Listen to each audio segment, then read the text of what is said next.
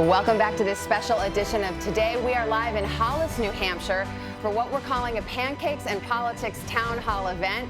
We're going to get to the questions from the voters we've assembled here in this barn in just a moment. But first, let me say good morning and welcome to Secretary Clinton. Thank you. It's great to be here. We have a few minutes to talk before we get to hear from the voters. Great. I'll start with your Saturday night. Here you were on SNL. Let's take a look. You are really easy to talk to, Val.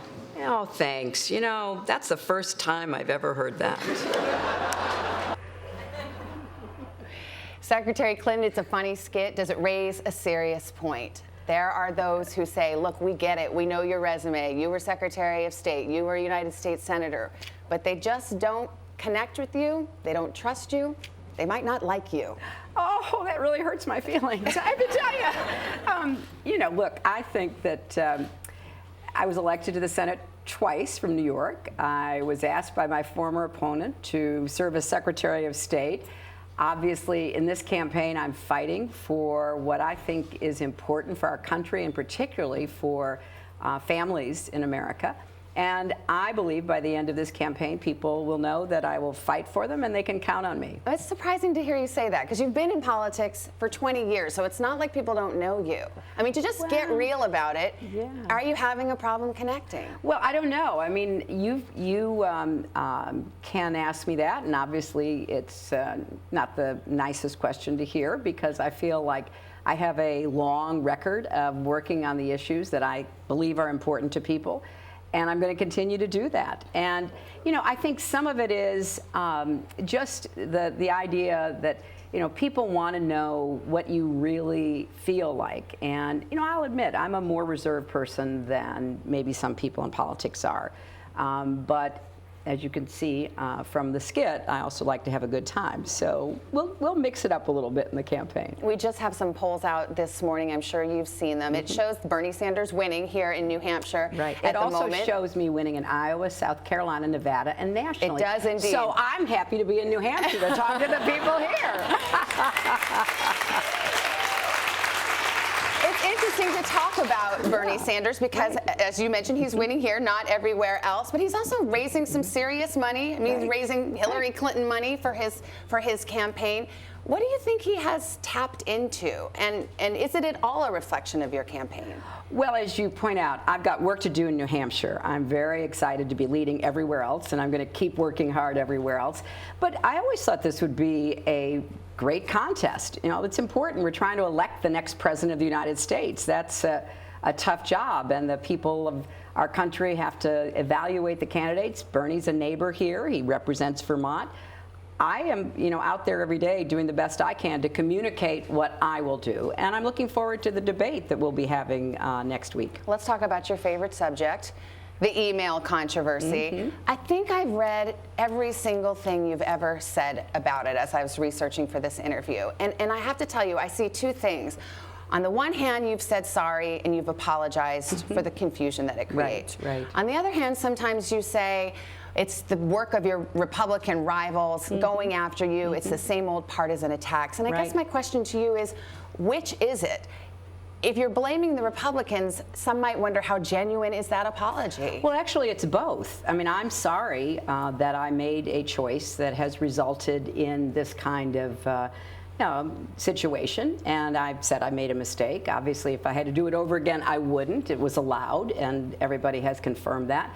But it's also, as we now know very clearly, the way that the Republicans are trying to bring my, as they admit, poll numbers down. And so, excuse me. So, you know, I'm very, very committed to answering questions, to being as transparent as possible. I'm scheduled to testify before their committee, which we now know is nothing but a partisan exercise. So it's really both, Savannah. It's both, hey, you know what, turn the clock back.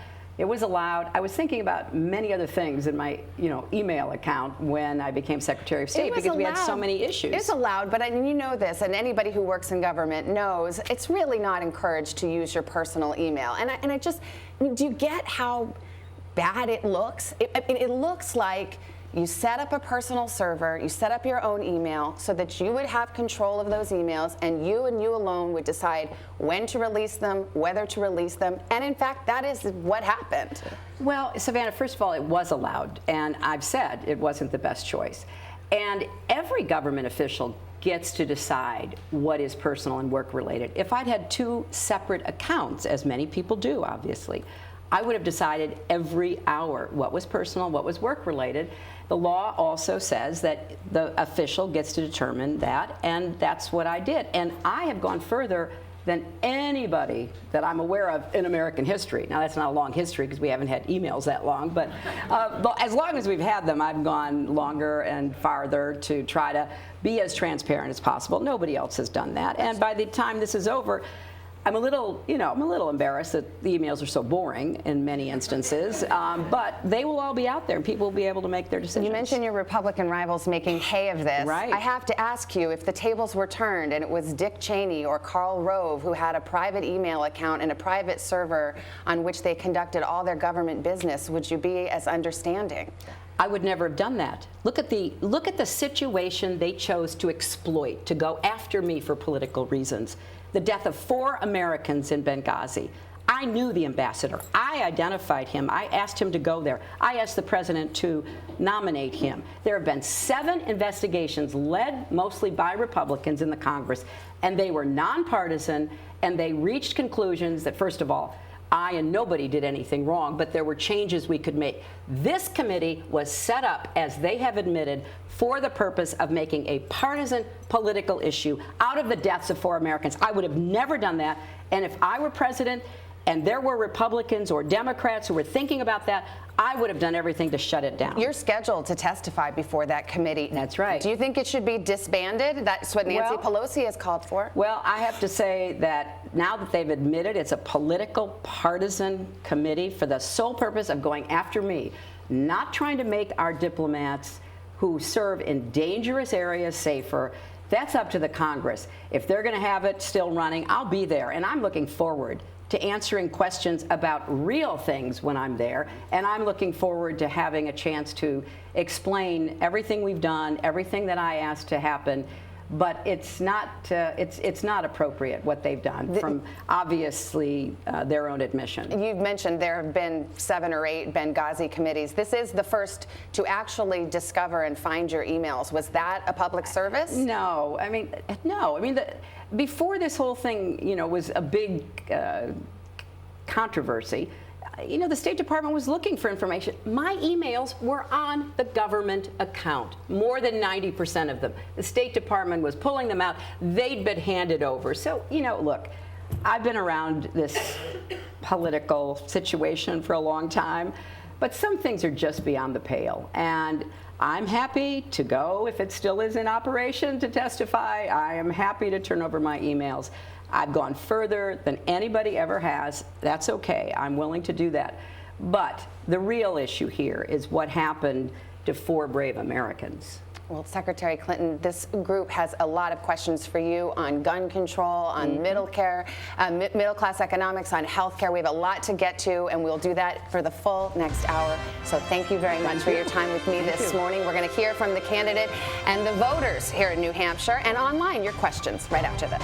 Hello, Today fans. Thanks for checking out our YouTube channel. Subscribe by clicking that button down there, and click on any of the videos over here to watch the latest interviews, show highlights, and digital exclusives.